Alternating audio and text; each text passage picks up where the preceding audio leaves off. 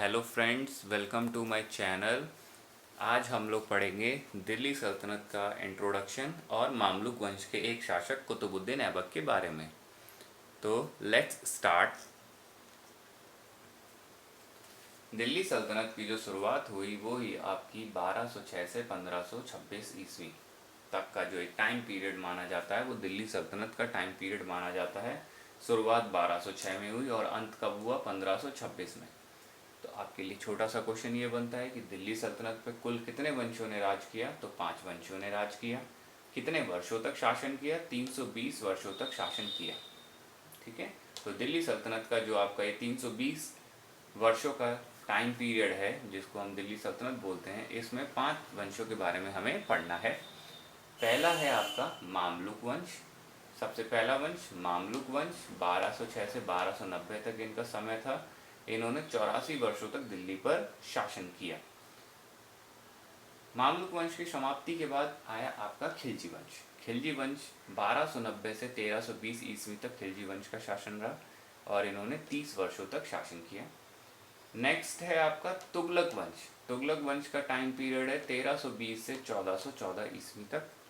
इन्होंने 94 वर्षों तक शासन किया। तुगलक वंश की समाप्ति के बाद आया आपका सैयद वंश 1414 से 1450 ईस्वी तक, मतलब 36 वर्षों तक इन्होंने शासन किया। और लोधी वंश, सबसे आखिरी वंश कौन सा था? लोधी वंश। इन्होंने 1450 से 1526 ईस्वी तक शासन किया और 1526 में लोधी वंश की समाप्ति के साथ ही दिल्ली सल्तनत की समाप्ति हो गई। तो लोधी वंश ने कुल 76 वर्षों तक दिल्ली सल्तनत के ऊपर राज किया। ठीक है, तो आपके यहाँ पे कुछ क्वेश्चंस बन सकते हैं इंट्रो में से। थोड़े से क्वेश्चन ये है कि पहला वंश कौन था? मामलुक वंश। सबसे आखिरी कौन था? लोधी वंश। और आपका एक क्वेश्चन बन सकते हैं कि सबसे अधिक समय तक किसने राज किया दिल्ली के ऊपर? तो ये था आपका तुगलक वंश। सबसे कम समय तक किसने किया? खिलजी वंश। ओके, अब हम स्टार्ट करते हैं। हमारा टॉपिक, मेन टॉपिक है, पहले वंश से हम शुरू करेंगे। पहला वंश कौन सा है? मामलुक वंश। ठीक है जी। अब मामलुक वंश को ही दास वंश या गुलाम वंश भी बोला जाता है। क्यों? क्योंकि ये जो आपका वंश था इसकी शुरुआत एक गुलाम ने करी थी और इसमें जो जितने भी 3 महत्वपूर्ण लोगों के बारे में हम पढ़ेंगे, 3 महत्वपूर्ण शासकों के बारे में हम पढ़ेंगे, वो तीनों के तीनों ही गुलाम थे, किसी ना किसी के वो गुलाम थे। इसीलिए इस वंश को आपका मामलुक वंश, दास वंश या गुलाम वंश से जाना जाता है। ओके,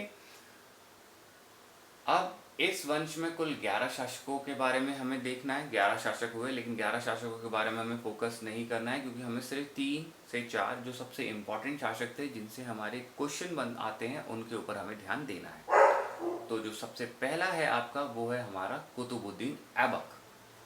मामलुक वंश का जो सबसे पहला शासक है वो है आपका कुतुबुद्दीन ऐबक। कुतुबुद्दीन ऐबक का जो समय है वो है 1206 से 1210 ईस्वी तक। अब कुतुबुद्दीन ऐबक ने 4 साल शासन किया। अब यहाँ पे आपको ध्यान रखिएगा, कुतुबुद्दीन ऐबक क्या था? संस्थापक था। किसका संस्थापक है? मामलुक वंश का संस्थापक है। ठीक है जी, ये बहुत ध्यान रखिएगा, इंपॉर्टेंट क्वेश्चन बनता है इसमें। अब कुतुबुद्दीन ऐबक जो था वो है दास। दास किसका है? मोहम्मद गौरी का। ठीक है, मोहम्मद गौरी का ये दास था। देन इसके बाद ये आप ध्यान रखिएगा, अब जब कुतुबुद्दीन ऐबक राजा बन गया तो यहाँ पे आपको एक क्वेश्चन बनता है, कुतुबुद्दीन ऐबक ने सुल्तान की उपाधि ग्रहण नहीं की थी। यह आप ध्यान रखिएगा, कुतुबुद्दीन ऐबक राजा बन गया था, सुल्तान बन गया था, लेकिन उसने राजा बनने के बाद भी, सुल्तान बनने के बाद भी सुल्तान की उपाधि ग्रहण नहीं करी थी। तो इकलौता कुतुबुद्दीन ऐबक ही ऐसा शख्स है, ऐसा व्यक्ति है, ऐसा राजा है जिसने सुल्तान की उपाधि ग्रहण नहीं करी। ठीक है, अब ऐबक की उपलब्धियां क्या थी? अब ऐबक की उपलब्धियों में हमें ध्यान देना है। माफ कीजिएगा, उपलब्धि नहीं, उपाधियां। ऐबक की उपाधियां कौन कौन सी थी? तो ऐबक को 2 उपाधियां मिली थी, एक थी मलिक और दूसरी थी सिपह सालार। और ये दोनों ही उपाधियां किसने दी थी? गौरी ने दी थी। ठीक है जी। ऐबक की उपाधियां क्या थी? मलिक और सिपह सालार किसने दी थी? मोहम्मद गौरी ने दी थी। अब इसके पीछे एक छोटी सी बात ये कि जो ऐबक था बहुत बहादुर, बहुत साहसी सेनापति था, बहुत साहस के साथ वो काम करता था और जितने भी युद्ध उसने मोहम्मद गौरी की तरफ से लड़े उन सब में वो विजय हुआ था। तो गौरी उससे बहुत प्रसन्न था, इसलिए उसने गौरी ने ऐबक को मलिक और सिपह सलार की उपाधियां दी थी। अब इसके साथ साथ एक चीज़ और हम ध्यान रखेंगे कि जो ऐबक था, ऐबक को लोगों ने भी उपाधियां दी थी। अब वो कौन कौन सी उपाधियां हैं? लाख बख्श और कुरान खवा। अब यहाँ पे ध्यान रखिएगा, लाख बख्श वो लाखों को दान देता था, बहुत दान करने वाला व्यक्ति था ऐबक, इसलिए इसको लाख बख्श भी बोलते थे। और वो कुरान को बहुत सुरीले स्वर में पढ़ता था, इसलिए इसे कुरान खवा भी बोलते थे। तो लोगों ने उसे ये दो उपाधियां दी थी, ध्यान रखिएगा इनको। अब ऐबक के राज्य की राजधानी क्या थी? लाहौर, बहुत इंपॉर्टेंट चीज़ है, ठीक है, ध्यान रखिएगा। ऐबक के राज्य की राजधानी क्या थी? लाहौर। स्थापत्य कला, अब कुतुबुद्दीन ऐबक ने अपने टाइम पीरियड में कुछ आर्किटेक्ट बनवाया था, बिल्डिंग्स बनवाई थी, तो वो बहुत इंपॉर्टेंट है, उसके ऊपर हम बात करते हैं। तो पहली बिल्डिंग है बनवाई थी वो थी कुव्वत उल इस्लाम मस्जिद। अब ये कहाँ पर है? दिल्ली में। ध्यान रखिएगा, कुव्वत उल इस्लाम मस्जिद भारत में इस्लामिक पद्धति पे बनने वाली पहली मस्जिद है, ठीक है जी। ये बात आप ध्यान रखिएगा अच्छे से कि कुव्वत उल इस्लाम भारत में बनने वाली पहली मस्जिद है, ठीक है।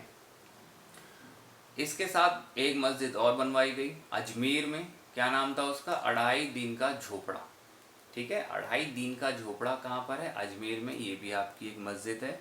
ये ऐसा इतिहास में बोला जाता है कि 27 जैन मंदिरों को तोड़कर उनके जो मटेरियल्स था उनको मिलाकर इसको बनाया गया है, ठीक है जी। तो ये दो मस्जिद हैं, किसने बनवाई?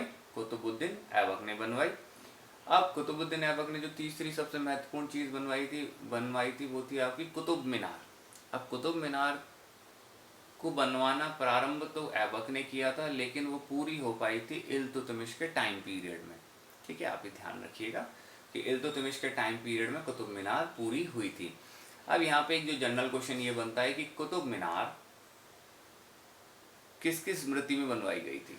तो स्मृति के तौर पे आप ध्यान रखिएगा, एक सूफी संत थे जिन्हें कुतुबुद्दीन ऐबक बहुत मानता था, वो थे आपके सूफी संत कुतुबुद्दीन बख्तियार काकी, ठीक है जी। एक सूफी संत थे कुतुबुद्दीन बख्तियार काकी, उनके सम्मान में, उनको रिस्पेक्ट देने के लिए कुतुब मीनार का निर्माण किया गया था, क्लियर। तो ये ध्यान रखिएगा, कुतुब मीनार किसके स्मृति में बनी है? कुतुबुद्दीन बख्तियार काकी की स्मृति में बनी है, जो एक सूफी संत थे, ठीक है। किसने बनवाना प्रारंभ किया? ऐबक ने। और पूरा किसने करवाया? इल्तुतमिश ने, ठीक है। अब लास्ट जो सबसे इंपॉर्टेंट चीज़ है, ऐबक की मृत्यु। अब जो ऐबक की मृत्यु हुई थी 1210 ईस्वी में ऐबक की मृत्यु हो गई थी। अब कैसे हुई थी ये क्वेश्चन बनता है आपका। चौगान खेलते समय घोड़े से गिरकर। अब चौगान क्या है? मतलब पोलो, ठीक है, आधुनिक समय में पोलो बोल सकते हैं इसे हम। तो चौगान खेलते समय ऐबक घोड़े से गिर गया था और उसकी मृत्यु हो गई थी, ठीक है। तो यहाँ पे आपको ध्यान रखना है, कुछ चीज़ों के ऊपर ही हमने फोकस किया, हमने उन सभी चीज़ों के ऊपर फोकस किया है जो कि आपके एग्ज़ाम से रिलेटेड है और जो आपके एग्ज़ाम के लिए बहुत इंपॉर्टेंट है, ओके। तो अगर आपको ये वीडियो अच्छा लगा हो तो प्लीज़ लाइक कीजिएगा, जो गवर्नमेंट एग्ज़ाम्स की तैयारी कर रहे हैं उनके साथ शेयर कीजिएगा और चैनल को सब्सक्राइब कीजिएगा। Thank you so much.